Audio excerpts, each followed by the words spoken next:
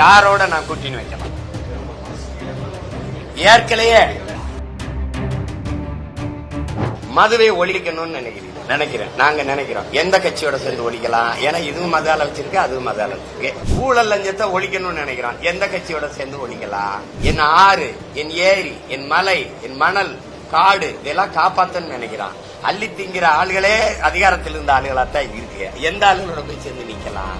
அங்கேயும் இருட்டு, இங்கேயும் இருட்டு, அங்கேயும் திருட்டு, இங்கேயும் திருட்டு, அங்கேயும் ஊழல், இங்கேயும் ஊழல், அங்கேயும் லஞ்சம், இங்கேயும் லஞ்சம். அப்புறம் அதுல போய் எங்க போய் பேசிக்கிட்டு? நேர்மைக்கு உண்மைக்கு ரெண்டு பக்கமும் பஞ்சம். அதனால நாங்க இங்கே தஞ்சம், மக்களோட தஞ்சம். என்னங்கம்மா?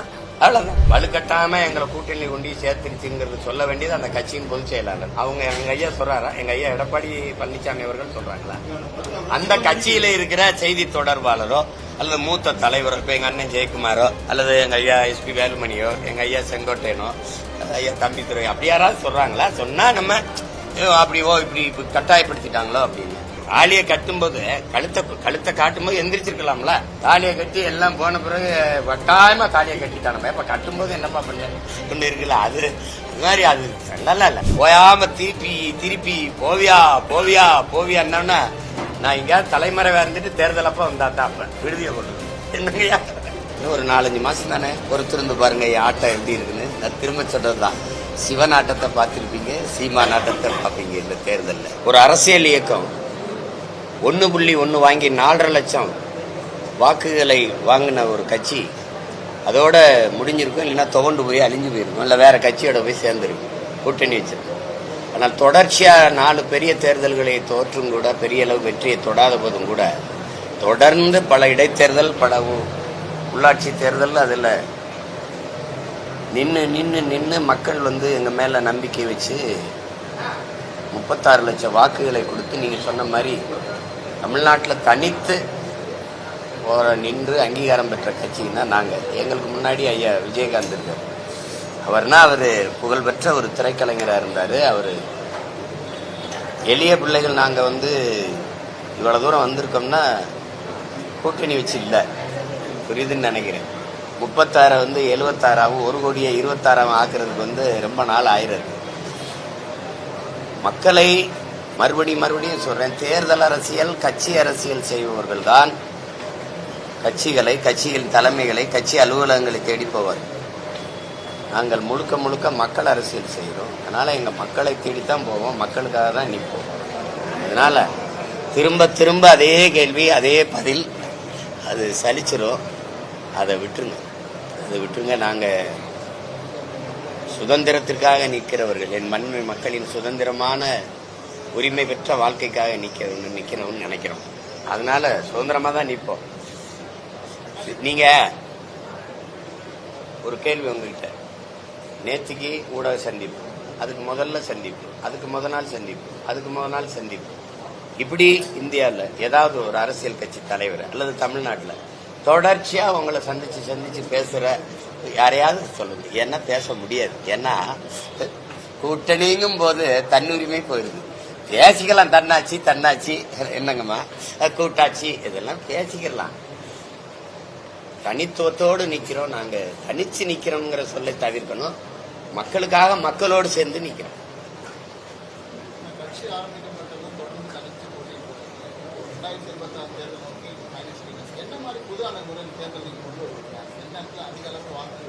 ஒரு முறையை மாற்றுவது எங்களுடைய பலம் பலகீனம் எதுன்னு எங்களுக்கு தெரிய வந்துட்ட பிறகு சண்டை போடுற போர் முறையை வகுத்து மாற்றிக்கிற வேண்டியதான். எங்கள்கிட்ட பணம் இல்ல, ஊடகங்கள் ஆதரவு இல்லை. இப்ப பேசுறீங்க, இப்ப என்கிட்ட தேர்தல் நேரத்தில் என்னை எடுத்து கூட போட மாட்டீங்க, என் கட்சி போட்டியிடுதுன்னு கூட சொல்ல மாட்டீங்க, மற்றும் பலர்லயே வைப்பீங்க, மற்றும் பலர், மற்றவை அப்படின்னு. அது தெரிஞ்சிருச்சு. அதனால எங்களுக்கு நாங்களே ஊடகமா மாறுவோம். பணம் இல்லை, வாக்குக்கு காசு கொடுத்து நாங்க இவ்வளவு வாக்கை பெற்றதில்லை. அது எங்களுக்கு ஒரு பெரிய நம்பிக்கையை தந்திருக்கு. அதுல இன்னும் ஒரு 4-5 மாசம் தானே பொறுத்திருந்து பாருங்க ஆட்டம் எப்படி இருக்குன்னு. நான் திரும்ப சொல்றதுதான், சிவன் ஆட்டத்தை பார்த்திருப்பீங்க, சீமா நாட்டத்தை பார்ப்பீங்க. இந்த தேர்தலில் வேற மாதிரி வியூகங்களை வகுத்து, அந்த நுட்பங்களை வகுத்து ஒரு இந்த பூமியின் சொர்க்கமா இந்த என் நாட்டை, என் தாய்நிலத்தை மாத்துவேன். உலகத்தின் தலை சிறந்த நாடா அது சொல்லும் போது நீங்க நம்ப மாட்டேங்கிறீங்க. நான் காட்டுவேன் எப்படி எங்க ஆட்சியில எப்படி இருக்கும் அப்படின்னு காட்டுவேன். அதுக்கு அது வந்து அவர் சொல்றது சரியாதானே இருக்குது அப்படின்னு உங்களுக்கு நம்பிக்கை வரும். அப்போ எங்களை ஆதரிப்போம். அதுவரை கொஞ்சம் பொறுத்துருங்க. எல்லாத்தையும் சொல்ல முடியாது. ஏன்னா நான் ஒன்னு சொன்னா நீங்க அதை செஞ்சுக்கிட்டே வரீங்க. நீங்களா செஞ்ச மாதிரி முத இந்த மண்ணில் அன்பு சோலைங்கிற ஒண்ணு முதலா இங்க உருவாக்குனது எங்க இனத்திலே எங்க தலைவர் தான்.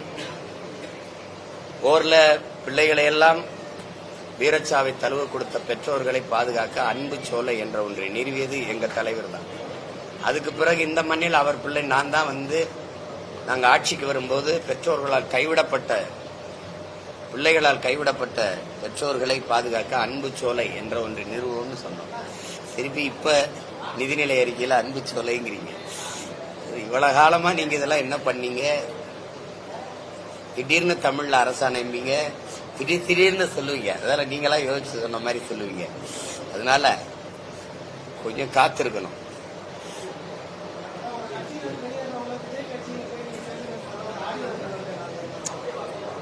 அது ஒரு நீங்க இப்ப கேக்குறீங்க, எங்க காலத்துக்குள்ள சொல்லுவேன். செத்துட்டு ஜெயிச்சுட்டு வா, செத்து போறேன்னு சொல்றது என் தம்பி தங்கிட்ட நான் உரிமையோட சொல்லுவேன். நீங்க டூ ஆர் டை செய், இல்லைன்னா செத்து மடி. அதை தத்துவம்னு பேசுறீங்க. அதே நான் என் தம்பி தங்கச்சிகிட்ட எங்க பிள்ளைகள்கிட்ட சொன்னா அதை அப்படிலாம் பேசுறாரு. அது உனக்கு பிரச்சனையா? உனக்கு பிரச்சனையா? கட்சியில வந்து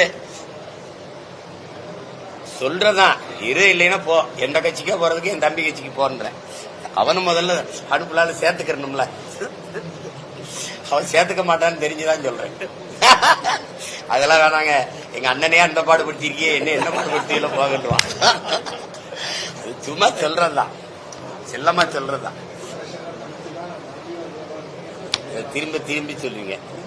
உலக நாடுகள், உலகில 20 நாடுகள் எதிர்த்து சண்டை பிடிச்ச போது எந்த நாட்டு படையின் துணையும் இல்லாம தன் நாட்டு மக்களை தனி படையா கட்டி சண்டை போட்ட தலைவனின் பிள்ளை நானு. எனக்கு வந்து இந்த அவனை சேர்த்துக்க இவனை சேர்த்துக்கல. என்னோட என் தலைமை ஏற்று எனக்கு ஒரு தலைவன், எனக்கு ஒரு தத்துவம், எனக்கு ஒரு கனவு, எனக்கு ஒரு நோக்கம் இது இருக்கு. எனக்கு என் மொழி இனத்தை முன்னிறுத்தி கட்டமைக்கப்படுகிற அரசியல், வேளாண்மையை முன்னிறுத்தி கட்டப்படுகிற தற்சார்பு, பசுமை, தாய்மை, பொருளாதாரம் எல்லாம் எனக்கு இருக்குது. இந்த கோட்பாடுகள் நல்லா இருக்குன்னு நினைச்சு என்னோட எங்களோட யாராவது நிக்க வந்தால் அது இந்திய திராவிட கட்சிகளை தவிர்த்து யாராவது வந்தா யோசிக்கலாம். இப்ப வருவாங்களா? வரமாட்டாங்க. ஏன்னா கூட்டணின்னு சீட்டு எவ்வளவு, நோட்டு எவ்வளவு, அது என்கிட்ட இல்ல. என்கிட்ட 2 பெட்டி, நோட்டு பெட்டி, சீட்டு பெட்டி, 2 பெட்டி நம்மகிட்ட இல்ல. அதனால அதை விட்டுட்டு வேற ஏதாவது கேள்வி இருந்தா ஆக்கப்பூர்வமா நல்ல கேள்வி ஏதாவது இருந்தா கேள்வி.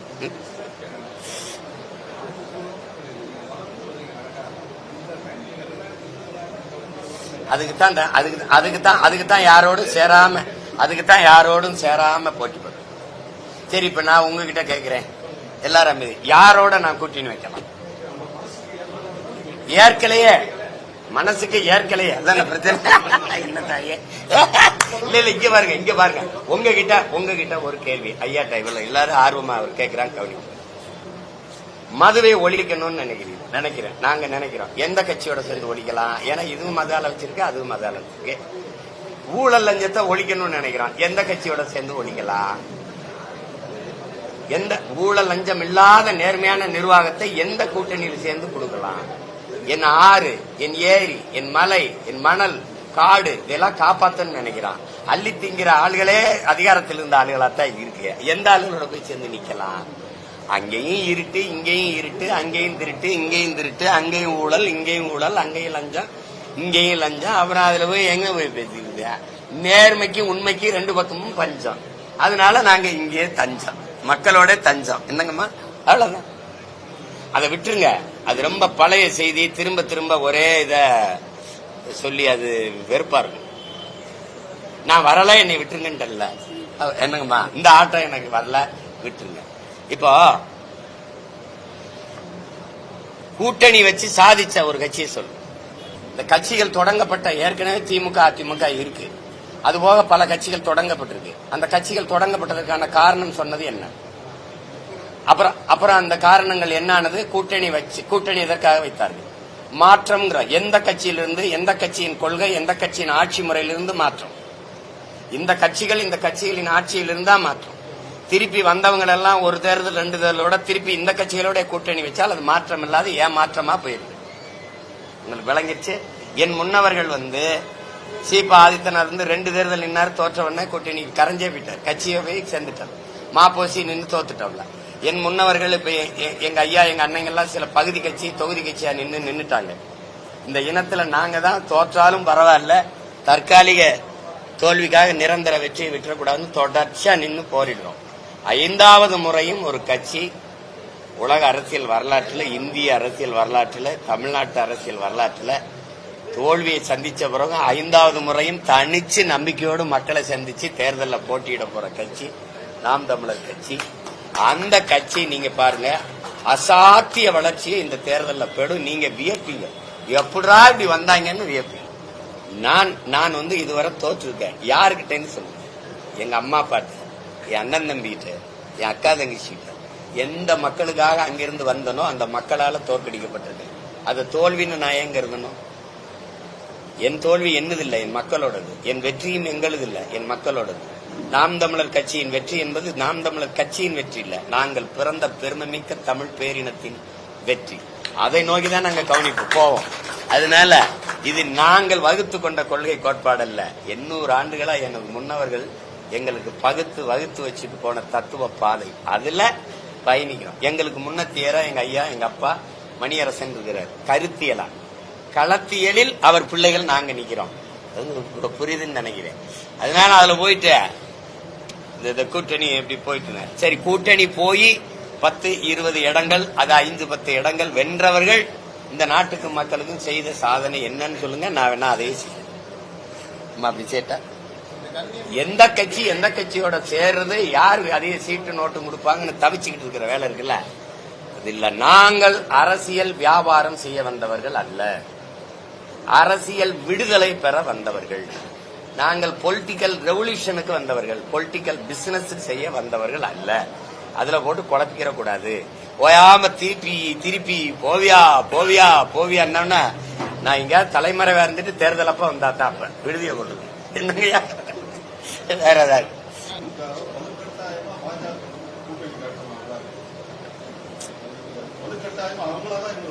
அது நீங்க கேக்குறீங்க, நான் பதில் சொல்றதுங்கிறது நல்லா இருக்கு. வலுக்கட்டாம எங்களை கூட்டணி கொண்டு சேர்த்துருச்சுங்கிறது சொல்ல வேண்டியது அந்த கட்சியின் பொதுச் செயலாளர். அவங்க எங்க ஐயா சொல்றாரா? எங்க ஐயா எடப்பாடி பழனிசாமி அவர்கள் சொல்றாங்களா? அந்த கட்சியில இருக்கிற செய்தி தொடர்பாளரோ அல்லது மூத்த தலைவரோ, இப்ப எங்க அண்ணன் ஜெயக்குமாரோ அல்லது எங்க ஐயா எஸ்பி வேலுமணியோ, எங்க ஐயா செங்கோட்டையனோ, ஐயா தம்பித்துறை, அப்படி யாராவது சொல்றாங்களா? சொன்னா நம்ம இப்படி கட்டாயப்படுத்திட்டாங்களோ அப்படின்னு. என்னங்கம்மா, தாலியை கட்டும்போது கழுத்தை காட்டும்போது எந்திரிச்சிருக்கலாம்ல. தாலியை கட்டி எல்லாம் போன பிறகு வட்டாயமா தாலியை கட்டிட்டானே, இப்ப கட்டும்போது என்னப்பா பண்ணு இருக்குல்ல, அது மாதிரி அது சொல்லல இல்ல. நீங்களா ஒரு இதுல பேசிக்கிட்டு இருக்க வேண்டியது இல்லைல்ல. கூட்டணி சேர்ந்திருக்காங்க. உள்ளாட்சி உள்துறை அமைச்சர் ஐயா எடப்பாடி பழனிசாமி அவர்கள் வீட்டுல போய் விருந்து இருக்கிறாங்க. இதெல்லாம் என்னத்தையாவது நம்ம இது எப்படி சொல்றது, புரணி வேஸ்ட் கூடாது.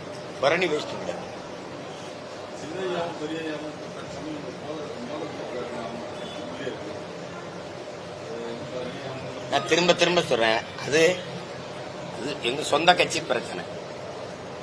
பட்டாளி மக்கள் கட்சியில் இருக்கிற எங்க ஐயாவுக்கும் சின்னையாவுக்கு இருக்கிற பிரச்சனைங்கிறது சின்ன பிரச்சனை, அது பேசி தீர்க்கலாம். அப்படி நாட்டுக்கு மக்களுக்கு அதனால ஏதாவது பிரச்சனைன்னு சொல்லுங்க, நான் பொறுப்பேற்று எங்க ஐயாட்ட போய் பேசுறேன். இப்படி ஒண்ணும் இல்ல. அது ஒரு சாதாரண மே 11 நடக்கிற அந்த மாநாட்டுல எல்லாம் சரியா போயிடும், அதோட அது முடிஞ்சிடும்.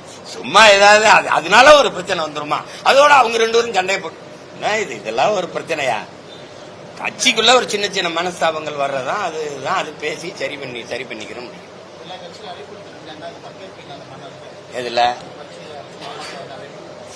இல்ல வாழ்த்து செய்தி கொடுத்துருக்குது, வாழ்த்து அறிக்கை போடுவோம். நீ வா மாநாட்டுக்குன்னா போவேன். அது எங்க ஐயாவை கட்டாயம் பங்கேறினா போய் நான் அங்க இருந்து வந்தால் தானே. அதனால எனக்கு ஒன்றும் அந்த மாநாட்டில் மேடையில ஏறுறதுலையோ பேசுறதுலையோ எனக்கு ஒன்றும் இல்லையா.